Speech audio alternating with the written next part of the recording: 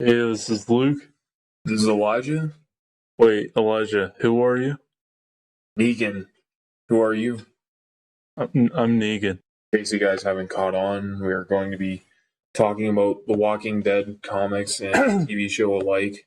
So, just a heads up, spoilers ahead for any of you who aren't that far.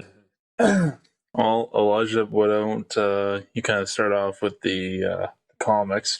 I just thought I thought we were just gonna kind of do a bit of an intro with with the comics and kind of like how it all starts and then we can just go from there. So Okay, well, first off, I'll just say that the comics are not completely like the TV show at all, or TV show's better. vice versa. I don't know.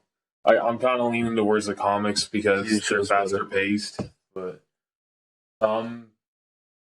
not everything in the TV show that goes on happens in the comics, or vice versa, of course. Like it's very different, like just enough so it's not predictable. Yeah, no, I think I want to say like they were pretty accurate, but they were more accurate in like season one with like the part where Rick goes into Atlanta and he meets up with Glenn. That part's kind of more similar than say like season four for sure. Oh yeah. Like season four, they kind of, but they had to like draw it because if they went from season three to were they pretty much the like the end of season five, they'd be running right through the comics like it's nothing. Oh, yeah. So I think they kind of made that to kind of slow everything down and stuff. But yeah, so there is a lot of unpredictability because a lot of people are like, oh, this has got to happen. And, for example, back in season six, I think it was, who's the doctor at Alexandria? Oh, got me. I want to say it's Eugene. It's not Eugene. I keep saying Eugene. It's a girl, isn't it? Yeah, Denise. Yeah, in the comics, Denise gets the arrow in the head, but No, that was in the TV show where she got it. That was Abraham who got it. Sorry. That's what I was trying to say. Abraham in the comics gets the arrow, but instead in the TV show she gets the arrow in the head. So they do a lot of not so much. They try to stick to the same material, but they just tweak it up a little bit to get people to throw people off, and that's what I like because if you do everything exactly how it is in the comics, yeah, that'll be cool because you want to see those parts, but at the same time, it's so predictable. It's like what's gonna happen, so you don't get the hype. I find. Yeah. Well, yeah, they do. They certainly do a lot of switch ups and everything. Like, for example, all of season one basically happens in the comics, only it's nowhere near that long like it is in the TV show. Like most of the stuff they do in the TV show didn't happen in the comics. One of them being them going to the CDC where they meet no, because after and also Rick kills Shane in season two, whereas in the comics they're actually at that Atlanta camp, right? Like outside of Atlanta there. Yeah. And it wasn't even Rick that kills him, it was Carl. Yeah, it was Carl. Shoots him and then in the TV show it's Rick that kills him, and then Carl kills the zombified or Walker Shane. And that's how Rick finds out about how about the whole thing about how it's true. It's you die, you come back no matter what kind of thing. Yeah, whatever it is, they all carry it, man. Yeah. Yeah, and like in the comics, like you were talking about Shane. Well, actually, in the comics, Carl shoots him, and then they leave Atlanta, and it like a few months pass, and then Rick finds out that you don't have to be bitten to turn into one of those zombies. Or sorry, walkers. They don't really refer to them as zombies in the TV show. Yeah.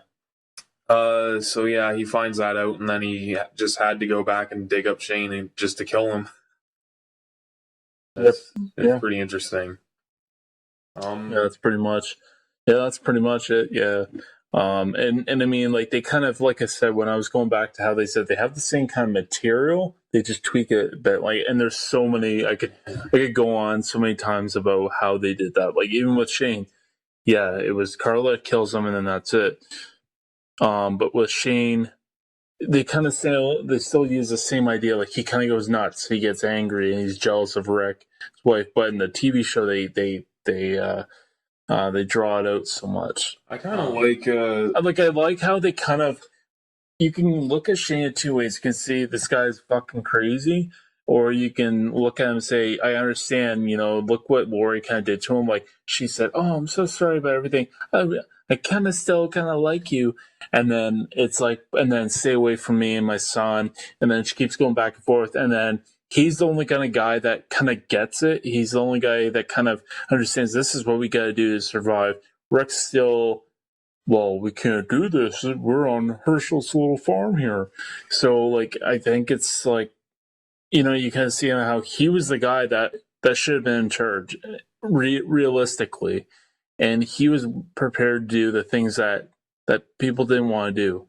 And he already kind of lost his mind. Like, he was where Rick was in season 4, or no, even season 5, because Rick wasn't so much nuts there, but he killed without hesitation. He gave zero fucks, man. Like, yeah, after a few fucks in season 2.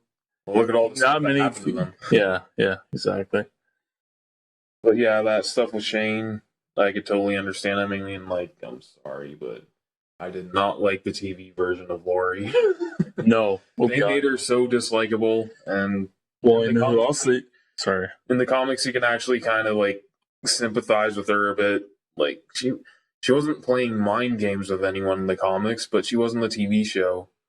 No. She also dies differently in the comics too. Yeah. Another person I didn't like was Lori. Or not. I just said Lori. No, but I was thinking about the actor, Laurie Holden, that plays Andrea. When I think of Andrea, I just come up with the name Laurie because that's the actress's name. But yeah, no, I didn't like the TV show. I mean, like, the acting was great. I didn't have a problem with that. Just her character, I find they just made it, like, the shit that she pulled was just ridiculous. And I don't know. I find that they could have kept her. They could have kept her on the show, but said, no, fuck it. We're gonna destroy a potential good character. Well, yeah, because she is still around in the comic books. I mean, like I said, this podcast is rated S for spoilers, so yeah. Her and Rick are actually together in the books. Whereas it's Michonne and Rick, right? Yeah. And I'm trying to remember here. Does Rick ever get with Jesse? Jesse? Yeah, he does. Yeah. So they did nail it on that one. Okay, so yeah, I think that was It's been a while since I've read the comics, but yeah, me too. I certainly do remember a lot of important parts about it. So yeah, and I mean, I gotta say, like, going with the comics to TV show, like, Negan, like, other than they had to censor all the F words and everything, but other than that, Jeffrey D. Morgan, there's no other person I don't think could play Negan. Like, he just nailed the role. And I would be very upset if he didn't get some award for the season 7 premiere, because that was, like, him and Andrew Lincoln just nailed their parts on that.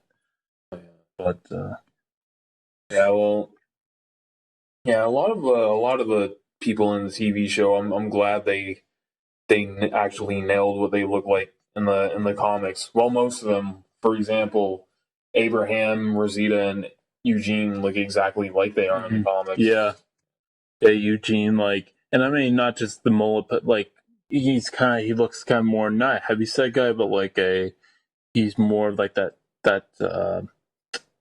husky kind of looking kind of guy. Yeah. And then Rosita, like, I mean, it's a comic, but like, they really did really well with choosing how she was going to look, and not just not with just the hair, but like her physical appearance, the whole outfit, and and everything. Yeah, they did really good with that. They even drove one of those military trucks in the comics too, which I thought was pretty good. Yeah, that was good.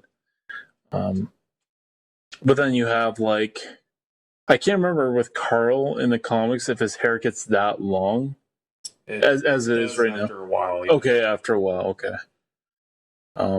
At least with him, at least they had him lose his eye. If they didn't do that, I would have been like, come on, you got to make the kid grow a pair of balls because he's not looking that badass right now. I was actually surprised they blew out his eye because I was kind of worried they weren't going to do it because it is like, AMC and everything.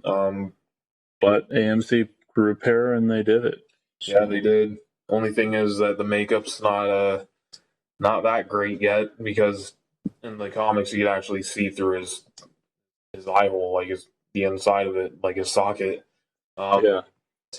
But no, they in the TV show they just kind of like it was like scar tissue from the stitches and everything, which is still pretty impressive. But yeah, I mean, it is a TV show, so they have to be careful with how much money they're putting into everything, and that's why a lot of times,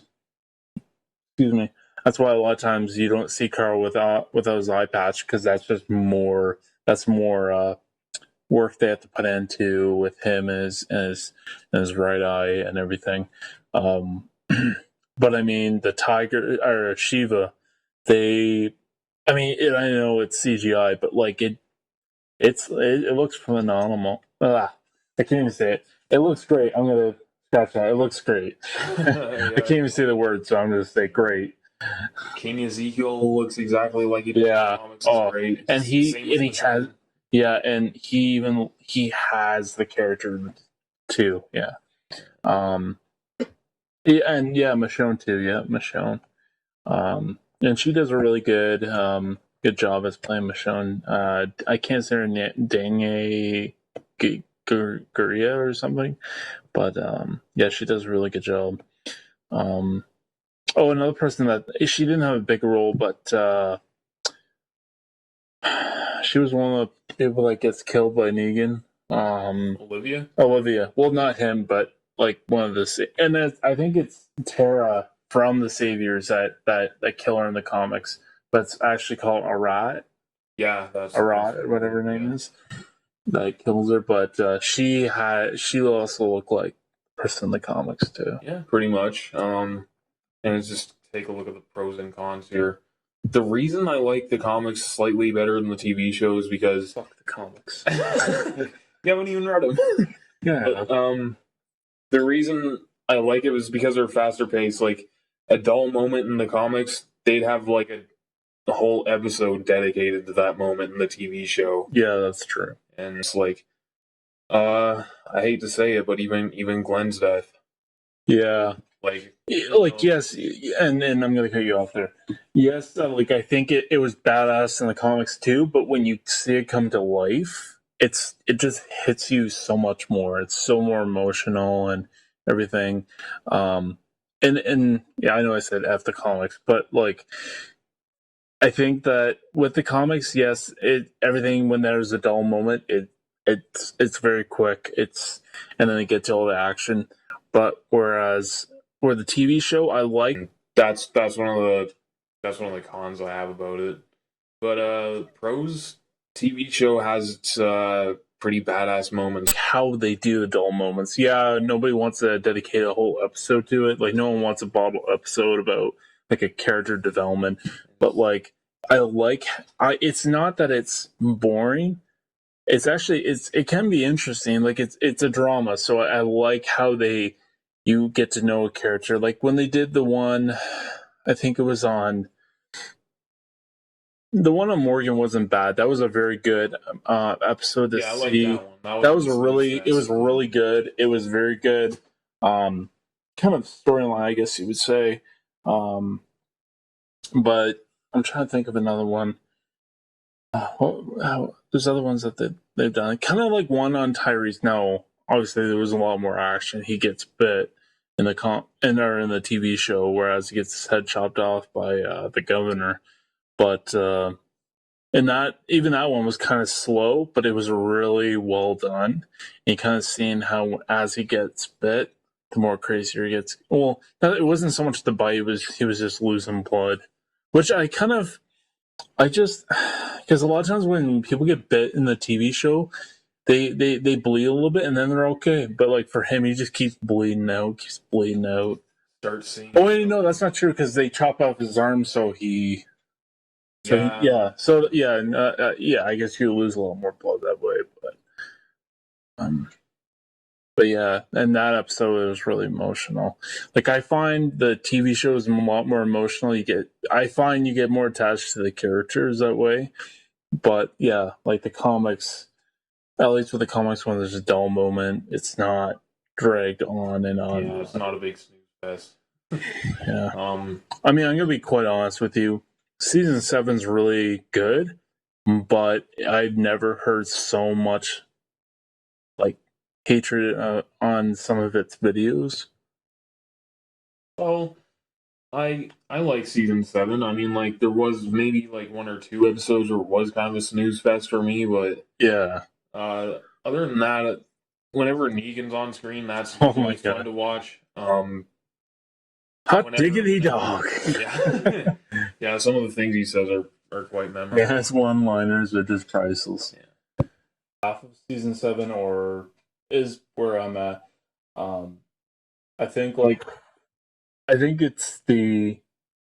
I'm really confused. I've only seen all the 3 just once, so usually I've seen them more than once, and I can like ramble on about them. I think episode 9. Yeah, I haven't seen the latest episodes. Like I think the first 3 episodes after the mid-season finale. But I'm expecting good things out of him. I mean, I've heard this stuff from friends. Oh yeah. Well, you could talk about him, man. I'm probably not gonna care that much. Okay. So I'll look at you. The for anybody that's been caught up, or who's either caught up to the first half, episode 9, I think is. Yeah, no, episode 9 is when Rick. Shit, I'm having a hard time remembering there. I think it's when Rick. Yeah, no, sorry. It starts off when they're at Alexandria. I believe they're at Alexandria. No, not Alexandria. The hilltop. Yeah. Man, there's so many fucking places in the show now. Like so many characters, so much stuff to remember. But the hilltop, and they're talking to Gregory, trying to get him to say like, "Hey, listen, we need to work together." And he's like putting his hands on his hips, and he's like, "Oh, I'm not going to fight him. You said you could take care of him." And the guy's just being an ass wipe, and like Gregory, he's just and he's probably going to get worse. And anyway, then they walk out, and the people are like hearing about, oh, like we heard that you want to fight the Sabres. Well, do you think we'll win? Oh yeah, we're gonna win. Like, well, we're in. So they kind of pretty much have the hilltop and Jesus on their side, and then I believe, yes, and then they go to the kingdom, and Rick learns about King Ezekiel, and then they jibber jabber about bullshit. Same thing, trying to get King Ezekiel to fight with them, and he's just like, talking about how he has to deal with them, and then Rick finds Morgan. Morgan says about stuff about Carol and how she wants to be left alone, and Daryl's like, "Whoa, shit, man, I want to see her." And then so they have to leave Daryl there because the saviors are going to try to come looking for them. Anyway, and then they go on a road, and there's a bunch of dynamite all over, and there's like a rope, and it's supposed to be for like a herd of walkers and stuff. Well, they basically steal most of it, and then they leave just like a couple, so it won't make an explosion. And then they use the wire to, and they drive the cars with the wire on the side, and then they take all the walkers. Negan's guy? Yeah, Negan's one of his right hand men. Yeah, Simon. Man, he could be like a Negan almost in a way. Like he's also got that very kind of different personality. Like he's kind of Negan's more not predictable, but you already seen what he's like. Simon, you haven't seen a lot of him. He's just kind of walking around like he's really unpredictable. He's got kind of that crazy, I don't know, personality to him. Like he's just very psychotic. He does do the voice of Trevor in GTA 5. Yeah, he does. It's funny because he looks like him. Well, yeah, and that too. And he just, Steve Ogg is really, really good. But anyway, and then Simon comes over and he's like, they're trying to look for Daryl. They don't find him. And he's talking about it. They just take a whole line of them. And then after that, they get back to Alexandria. And then the one guy, Simon, I think his name is. Like, well, 1 week from now, 1 month from now, or like 3 weeks from now, 3 years from now, or whatever, have that hatchet ready, because if we find him, well, it'll be you that'll be like slicing them up and stuff. Oh. And then the next episode is kind of showing their deal with, or not their deal, the kingdom's deal with the saviors, and how like the one guy, I can't remember his name, the guy that kind of looks like the governor. The one guy that wants to fight them. The guy you're talking about. Yeah, the one of the main kingdom guys, and he looks like David Morrissey. Yeah, he kind of does. Kind of in a weird kind of way. Yeah, similar kind of like one before the guy lost his eye. Anyway, he kind of gets in a little bit of a fight with Daryl, because he's like, Daryl, like, we can attack them, and then we'll get them angry, and then that will force Ezekiel to fight them. And Daryl's like, no, fuck it, like, we're not gonna be doing that. And and then Daryl finds Carol at the end and talks to her and tells her that Negan didn't kill anybody, because he doesn't want her to, because she wants to be left alone. She doesn't want to kill anymore. But I think if he told her the truth that Negan killed Glenn and Abraham and Spencer and Olivia, she would probably lose her shit and come back and fight. And so he lies to her. And then there's a really cool scene with Shiva and Daryl. Of course, like, Daryl is okay with the tiger, like, it's Daryl. And then and talking so much here. Episode 11, or not episode 11, 9, 10. Yeah, sorry, 11. I think it's she looks very unpredictable, but Rick says, like, we can win, like, we need your help. And she throws them into a pit with this walker that has this helmet thing on. It's got spikes going through them, and she says, like, I need to know that you're serious and that I can follow you and stuff. I think I saw like a clip of that. Yeah, and then it looked pretty messed. Yeah, it was good. And then anyway, everything's good between them, and then they have, is that episode 11? Yeah, no, sorry. And then in the episode 10 video, I wasn't finished there. Then they find the junkyard group, which they're not even from the comics, but they, like, that beach tribe of women. No, that's the Oceanside group. Oh, okay. Yeah, there's so many fucking groups in this TV show. It's getting ridiculous. So confusing, hard to keep track of. But there's a place called Junkyard Group, and they got, like, they have no old people. They're all like people probably in their 20s, and they all are worth, like, I wouldn't fuck with them, but they all live in this junkyard, and the one woman there, she have their say and they have their side. And then episode 11 is when they show when Eugene's taken to the kingdom and how he kind of betrays the group. Not so much betrays them, but Negan finally asks them at the end, he's like, Eugene, who are you? He's like, or before he even says anything, he says, I'm Negan. And like that kind of, like, it's almost like, like, whoa, hold on. Like, why would you do that? Yeah, that doesn't even happen in the comics, because he doesn't get captured by Negan. No, he doesn't, but Hey, I really liked that episode, and a lot of people are probably bitching, moans, and oh, there's no action, oh, whine. Like, but it was a really good episode. It was really good to kind of show Eugene again, like his time to shine, and he really had a good episode. It was a good ball episode for him, and yeah, it was pretty good, and and they had like, and they were showing how Negan was trying to find out who let Daryl out and who knew